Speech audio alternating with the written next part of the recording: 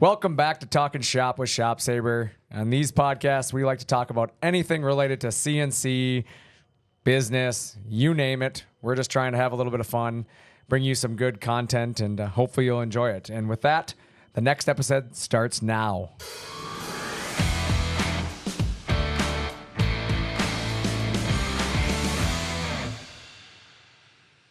Again, I am your host, Brandon Bombardo, here with Nick Peters. How's it going today? Not too bad, man. And then we got a special guest today. We're here with Shawn Morley. Shawn, how you doing? Doing good. Well, as you guys all know, each week we try to bring some entertainment to the CNC world, the business world. You know, like I said, try to make light of some situations. And this week we're going to go through some current events. We want to talk a little bit about some of those Canadian wildfires. We're going to talk about Shawn's business. That's going to be kind of our topic of the week. We're going to talk a little bit about some recent projects maybe that he's been working on, kind of tell us a little bit about how business has been going. And then, of course, our favorite segment, The Internet's Broken. We got a fun one there. And then I got a couple questions here, a few questions from our customers, questions we've seen online or on posts and had emailed to us. And then, of course, the motivational quote of the week, followed by the question for you, the audience, because, of course, without you, we are just guys sitting here chatting with each other. And then we'll give you our final thoughts and closing. So let's jump right into this thing. What do you guys think? Sounds good. Let's do it. Let's do it. We going to talk about beards at all today? We can talk about beards. Got a couple good ones in here. You got a couple of good beards in here. And I got no beard, but you both have a pretty good looking beard here. Can you grow a beard? I don't think so. I've been trying. Still haven't shaven. Yeah. Never shaven in my life. In 2 years, that's what he's got. It's kind of my That's what I guess. got. But Is this I wasn't good? Sure. I stopped shaving and then my hair from my head disappeared too. I don't know what happened. It's just disappearing. You guys grow beards and I just lose my hair. So, no, yeah, it's True story. pretty jealous of that. You guys have some pretty good looking beards. We could buy you one from like a Halloween store. You can wear it around. I actually have one. Remember? I dressed up as Curtis last year. That's Sorry, right. you did. I got a beard. The hair and everything. I had the hair and everything. That was a long time ago. It was a long time ago. But yeah, Canadian wildfires, man. Is it smoky up at your house, Shawn? It is. Yeah, it's been ridiculous. I couldn't believe it. Like, we walked outside. Somebody asked me this the other day, and I couldn't help but chuckle, but is Canada always on fire? Seems that way. It's been quite a bit Dude, the last couple of years. It seems like, yeah, like as soon as summer hits, boom.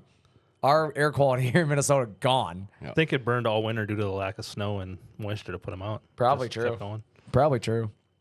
But Northern Lights, dude, you took some awesome Northern Light photos. Yeah, it was pretty awesome Friday night.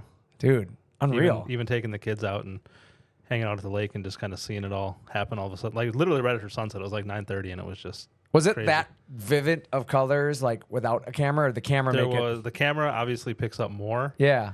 But there were a lot of times that you could see greens and yellow above us. You could see it without- just with your naked eye, like while you're Yeah. watching. That's cool. 'Cause me and the wife were up north, and we couldn't see it where we were. Where we were, like we kept looking, couldn't see anything, but there was a lot of light saturation where we were up. When I say up north, like northern city area, you know. So there was like a lot of downtown saturation. So by the time we got home, up north. yeah, well, north of where we're at, outside of the 494 right, 694 loop. and City folk. yeah, the city folk is where we were. Should have worded that differently. We were downtown. wasn't even north of me. Yeah, no, north is you. Yeah, okay. Well, we got it. Okay, I messed up. Thanks.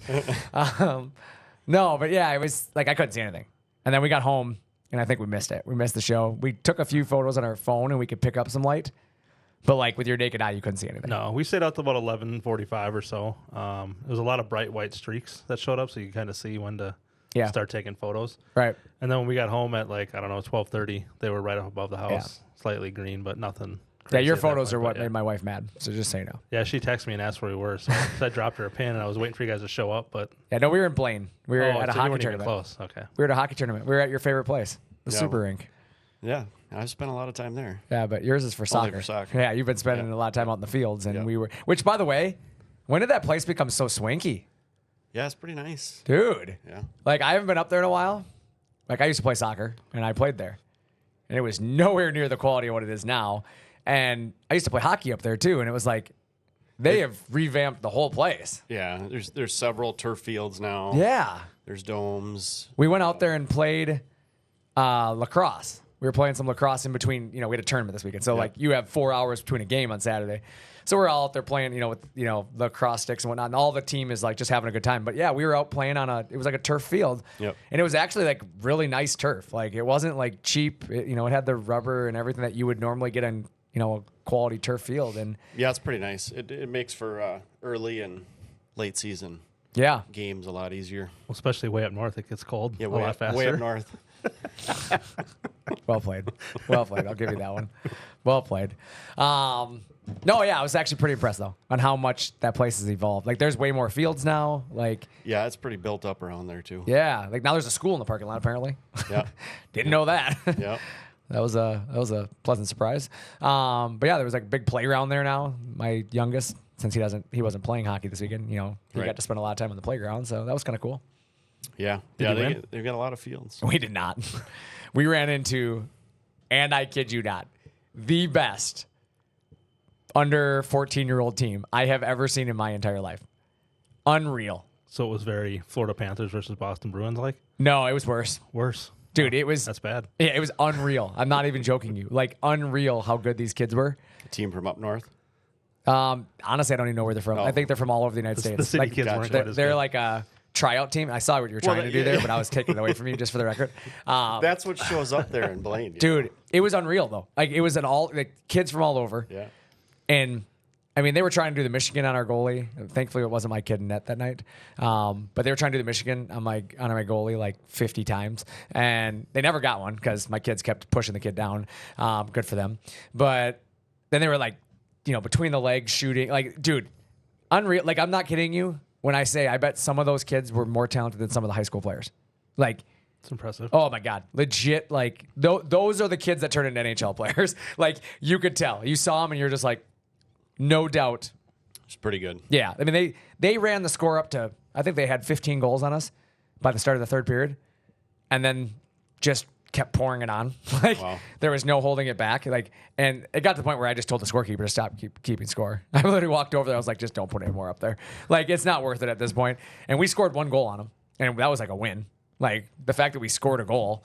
But it was unreal. Like I said, absolutely unreal. I mean, the thing that kind of bugged me about the whole situation, I don't mind when kids get their butts kicked. To be honest, I'm a guy that's kind of pro letting them get their butts kicked. I don't believe in telling a team they can't try, right? I mean, you're in a game. Get used to it. Life's tough. Yep. But I do have a problem as a coach not stepping in and saying, okay, guys, we're up 86 goals right now. Maybe not try the Michigan. Yeah. Maybe that's the wrong time now, right? We don't. Usually that's when you're working on something else. Correct, exactly. Maybe it's like, maybe we should just pass the puck a little bit. We can work on zone entry. There's so many things you can work on. But no, literally their kids were just trying to do Michigans over and over from behind the net, or trying to flip it up over the net and like knock it off the back of the goalie's head. And I'm like, it's just like disrespectful at that point. Yeah. So that's where I got a little irritated. And so I did make a comment to the other coach that maybe you guys could, tame it down a little bit. But I don't care. So I could take it on more. Yeah, not really. They just they were just those people. And it just got to the point where like they scored 19 goals and their fans were still cheering as loud as they could at 20. And it's like, okay, at some point you just kind of like, and to kind of put it in retrospect, like we got our butts kicked that game, but we were in almost every other game. I mean, they were a lot closer games. It was a lot of fun. That team clearly won the tournament. I don't think they had a game that was closer than 10 goals, to be honest with you. Wow. And yeah, which I don't know how was fun for them, but, we played last Sounds night. like they played in the wrong bracket. That's exactly it. Like, they were probably in the wrong division. But the honest thing is, I don't know that there's... I mean, they could have played against our older boys, and I think they could have given them a run for their money. But last night we played a game, and we ended up winning 10-1. And my son was in net last night. And even with that, like, after we got up, like, 6 goals, we had a team meeting on the bench. And it was like, okay, guys, we're going to work on zone entry.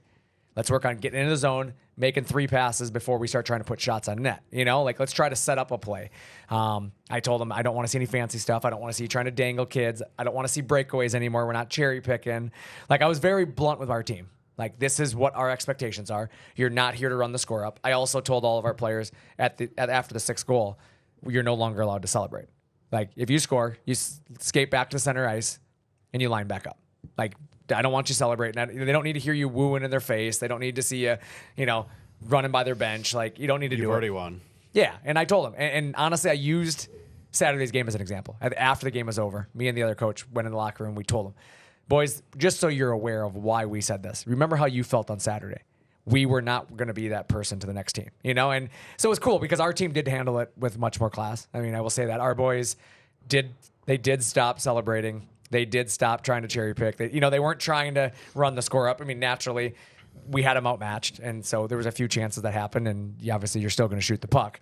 But yeah, it was definitely, I mean, it could have been a lot worse last night for them, but our boys did the right thing. So sure.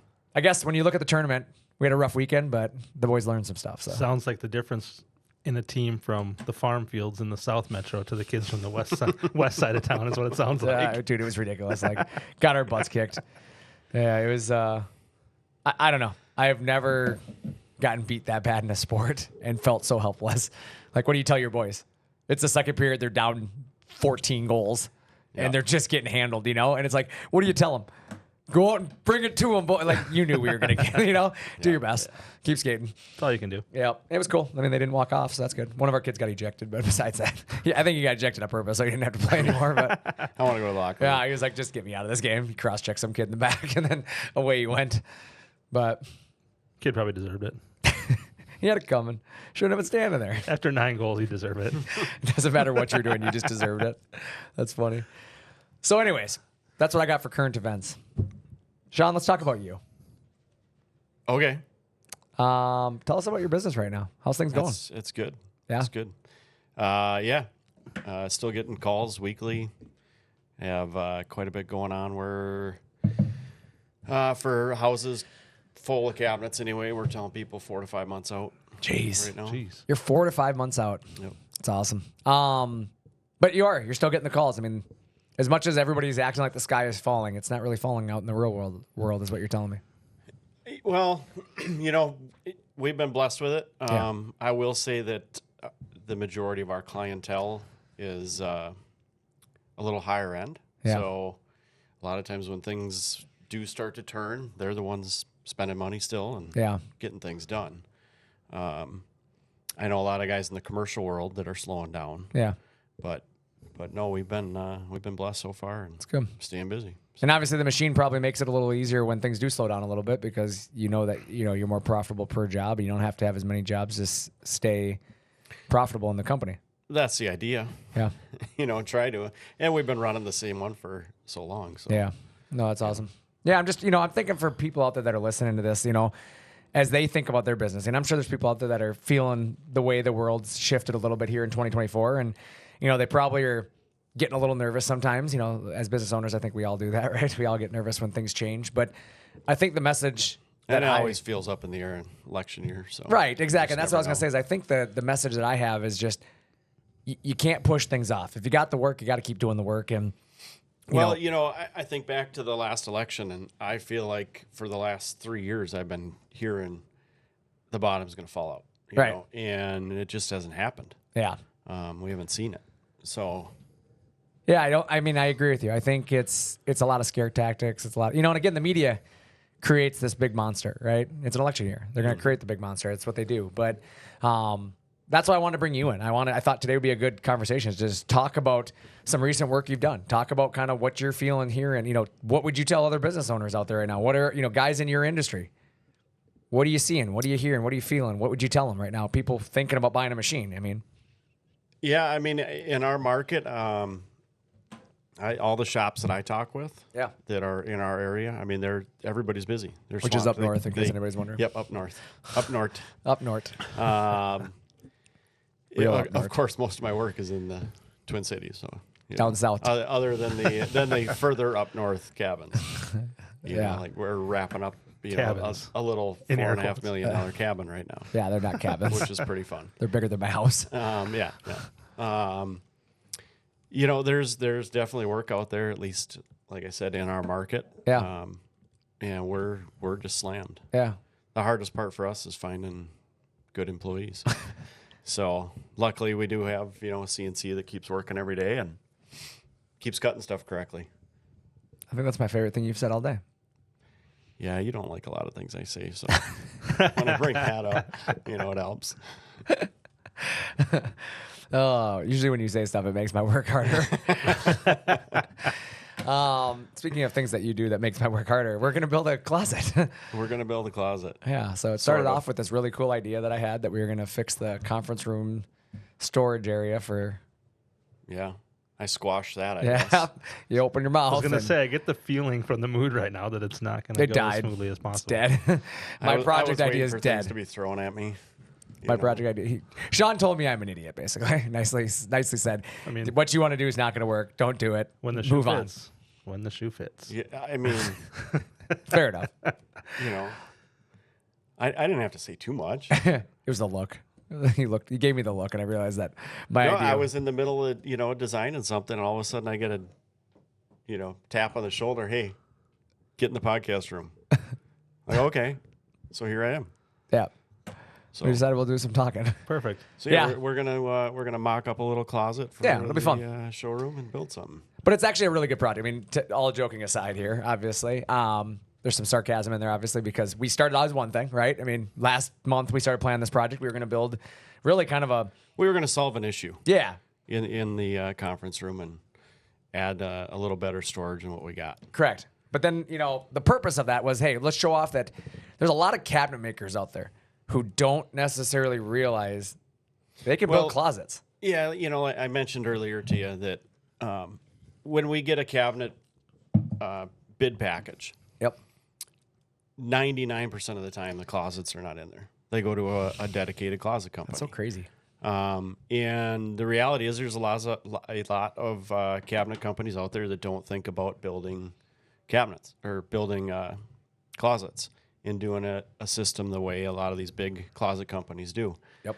But when you take your machine and you combine it with the right software, it's really pretty simple. And Mosaic, KCD, they both can work with Rayfix connectors or Cabineo. That's what I like to use. And it just makes it really simple. And they're easy to, put together. Edge band it. You bring it there in parts and put it together.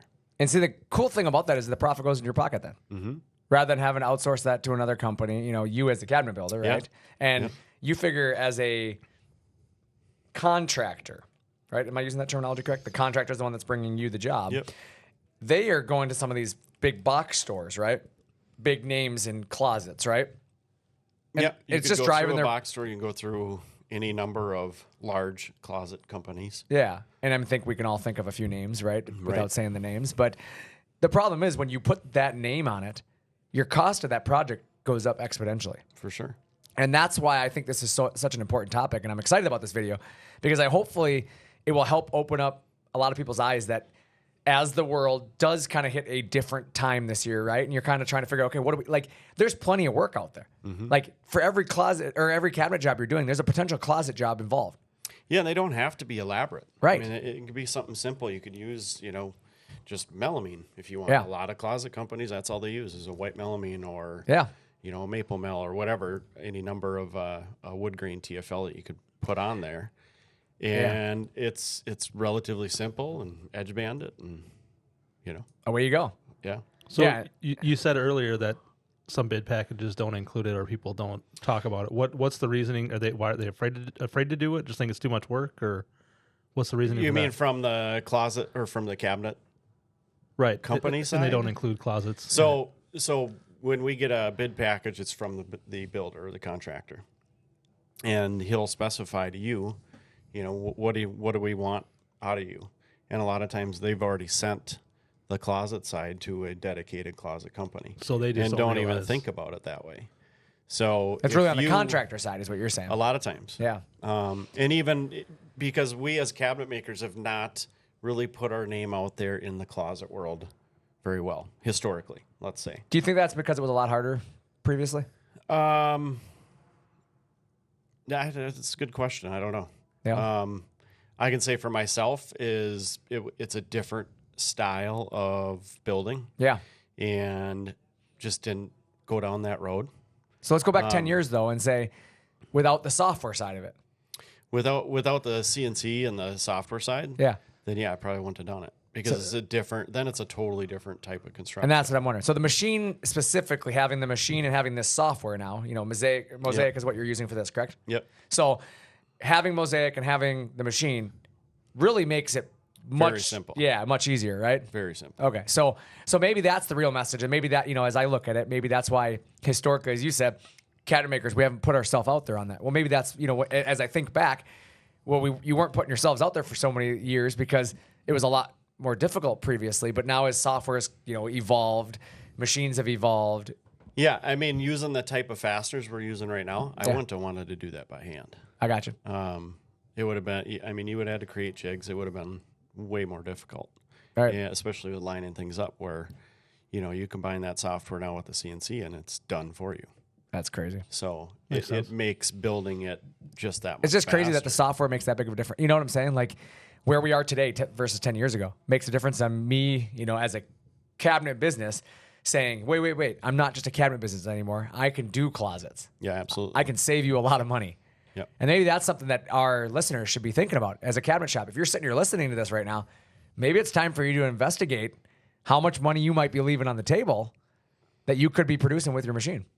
Yeah, I mean, they are, and, you'll see in the video we're going to create how quickly you can do it and just how easy it is. It's awesome. I've become a pretty big fan of the Cabineo fastener and the way it goes together and that they're strong and it just works really well.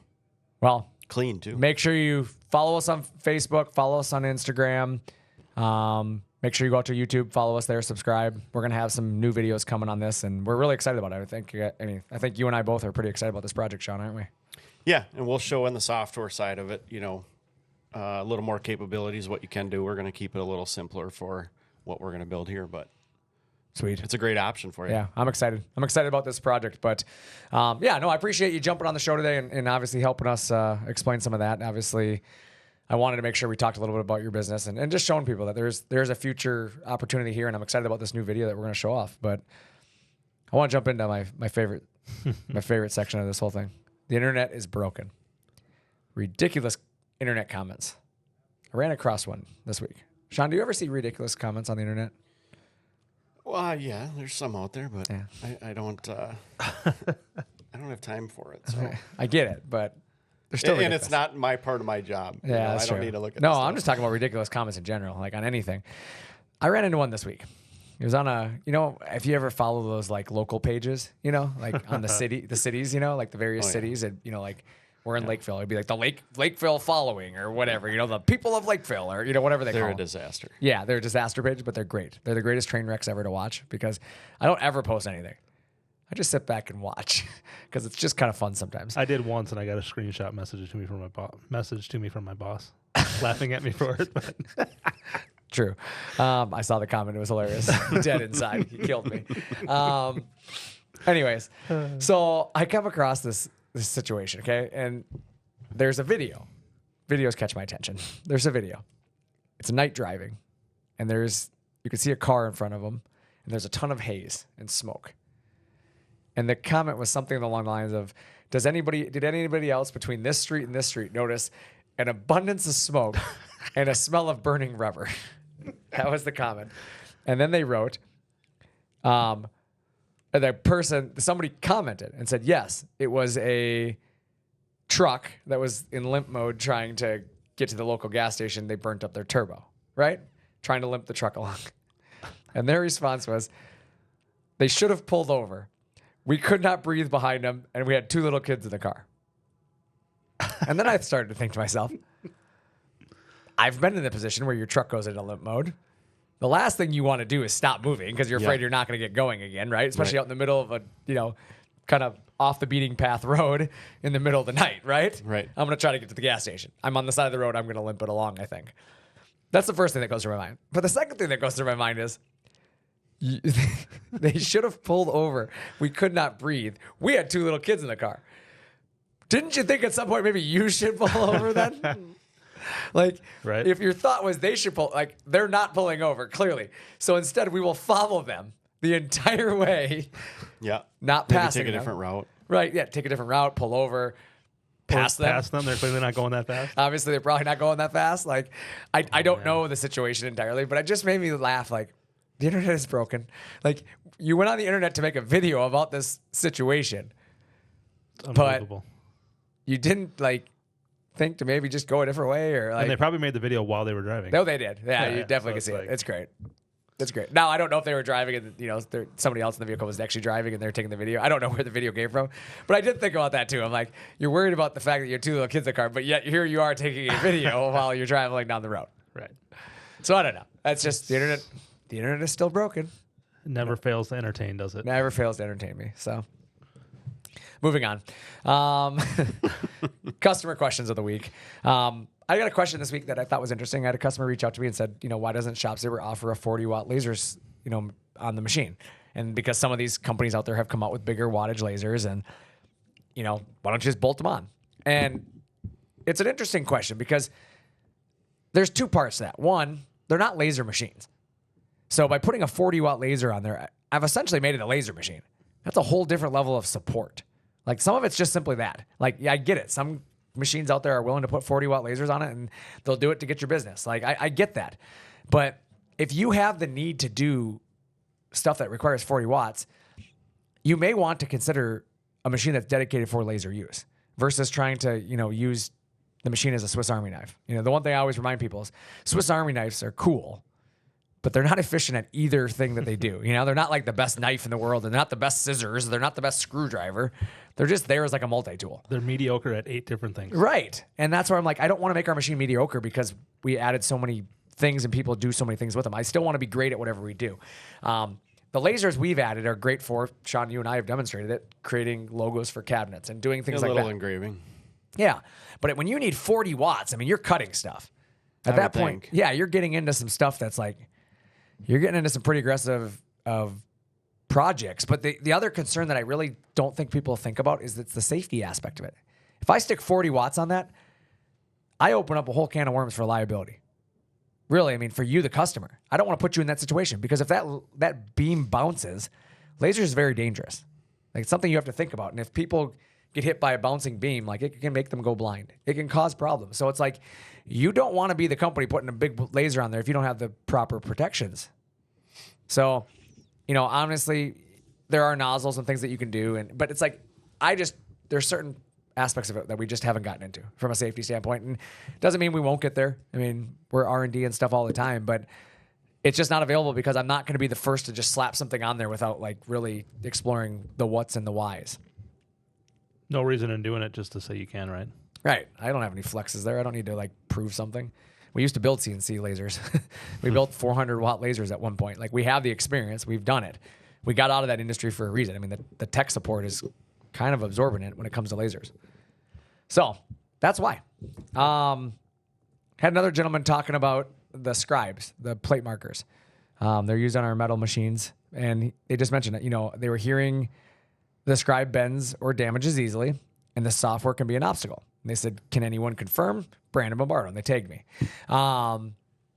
Yes, the software can definitely be an obstacle. It depends what software you're using. I think that the easy answer is always yes on that one because no two pieces of software are the same. Depending what your needs are, the software that you're using will make a difference. So the answer is always, the software can always be an obstacle. But if you're using the appropriate software, and Shawn, you're an operator of a machine here. I think you can probably chime in here. But if you use the appropriate software for anything, right? Right. The obstacle becomes kind of mitigated. Would you agree with that? Yeah, software's key. Yeah, find the right software for the job, right? Yeah. And there's a big learning curve on a lot of them. Yeah, and that's what I was going to say is, depending on what you're doing, you got to have to find the right software. But there's a lot of simple software out there. There's a lot of very simple software out there, but the more advanced that you want to get, the more advanced the software you're going to need. Yep. And so, as you get into some specialty things, like ProNest LT is a perfect one. Hypertherm builds a software called ProNest LT. We include it with every plasma machine. That software can work with the scribe without a problem. If you learn ProNest LT, there's no obstacle. It is very clean, very smooth. If you're using EnRoute, there's an obstacle because EnRoute does not have the ability to output the code as one file for the cutting and the scribe as one. Therefore, we have come out with a program. We created it here at ShopSabre that does combine the files into one to help you overcome that obstacle. But again, it's an exclusive thing that we do here at ShopSabre for our customers. So again, no real obstacle if you just contact our support team. Now, asking about the scribes bend or damage easily. Yeah, I mean, they're an engraving tool. They're very, very thin pointed. If you run them into something, they're going to bend or break. I mean, it's just like a bit. Mm-hmm. Sean, how many bits have you broke by running them into something? No comment. No, I haven't done that in a long time, though. But the point is I mean, any tool is going to bend or break if you hit something or if you use it incorrectly. But when used correctly, they last a very long time. Like you said, you haven't broke a bit in a long time. No. Once you get good at doing it, you find that you don't end up having a learning curve. Yeah. But there's a lot of help out there, too. So, yeah. And seek it out. The last question that I have for the day is an air dryer really beneficial to running a CNC machine? 100%. Yes. It's a must-have in my opinion. I felt like I even knew the answer to that one. Easy. Yes. I just, you see people that, and honestly, I feel like that question comes out when somebody's shopping on a budget. Yeah. I mean, your compressor creates a lot of moisture. The technology. You don't want that moisture in your lines. Right. It can get, your CNC runs a lot on air. It could get into the spindle. It can get all over the place. And then a plasma goes into your consumables. It's going to wreck things really fast. Yeah. So, 100% cheap insurance. You're spending that money on a CNC. Cheap insurance. If nothing else, you get a filter system at a bare minimum. But I always recommend... Which I would argue, personally, still is not enough. I agree. I would say that in a lot of environments, it's not enough. Now, I'm not going to say everybody's environment. I mean, I know there's plenty of people listening right now that are like, been doing it 50 years that way. You're probably right. Yeah. But there's also a higher risk of failure on a $60, $70, $80, $90, $100,000 piece of equipment versus spending $900 on a filter system and $1,000 or $2,000 on a dryer. Yeah. Like, you don't have to go crazy. Heck of a lot cheaper than replacing parts in your machine. Right. Well, that's what I try to remind people. Like, a spindle on a machine is $10,000. $10,000 one time, and that air dryer paid for itself 10 times. Right. So it's like, it's a cheap insurance policy.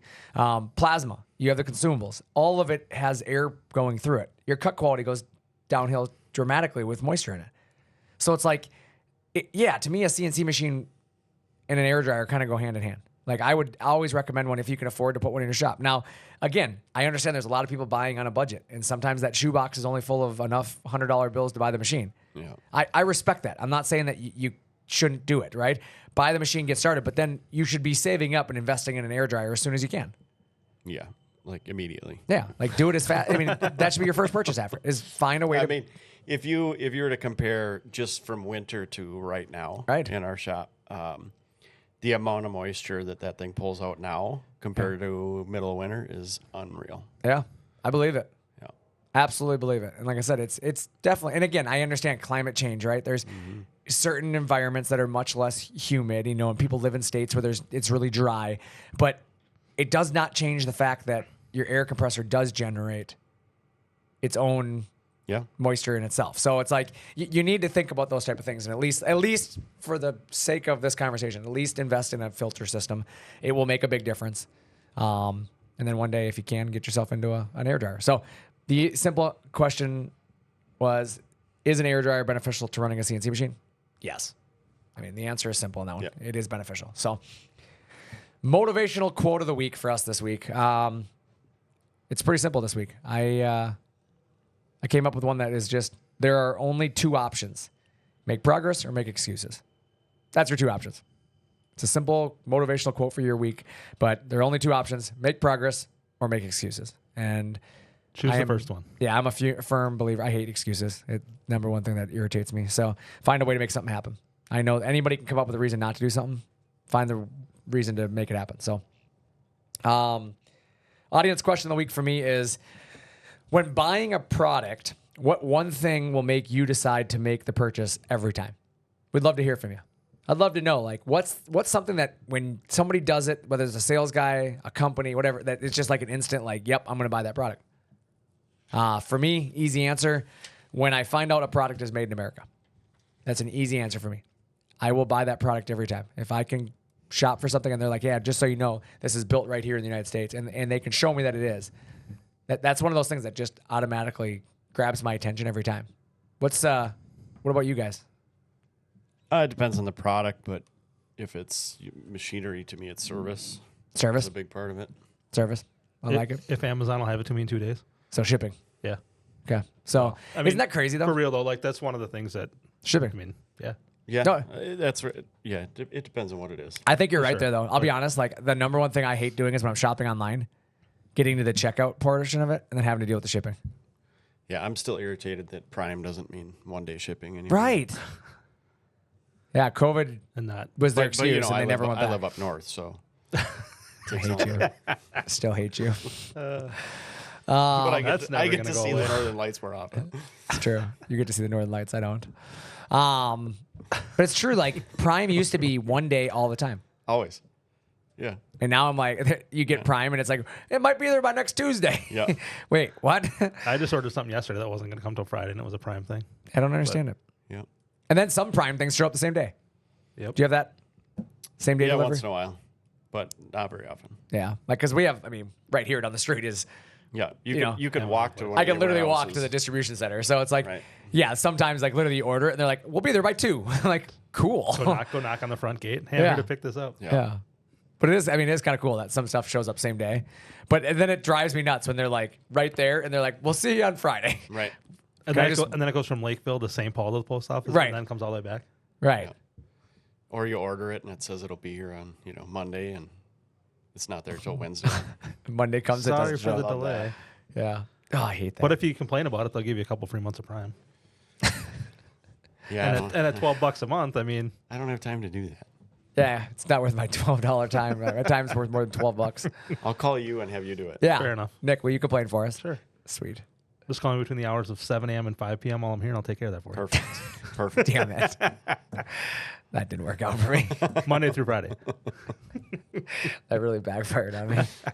Son of a. Anyways, well, honestly, final thoughts for me is I'm impressed to hear that you have the delay you have on the work you're doing right now. 5 to 6 months you set out. That's pretty impressed. But my final thoughts are honestly, don't get down on yourself right now. Don't get down on some of the stuff you're hearing in the economy. And, I think every business that I've talked to has seen some sort of a slowdown a little bit, but we all can collectively agree the work's still there. You got to work a little harder for it right now.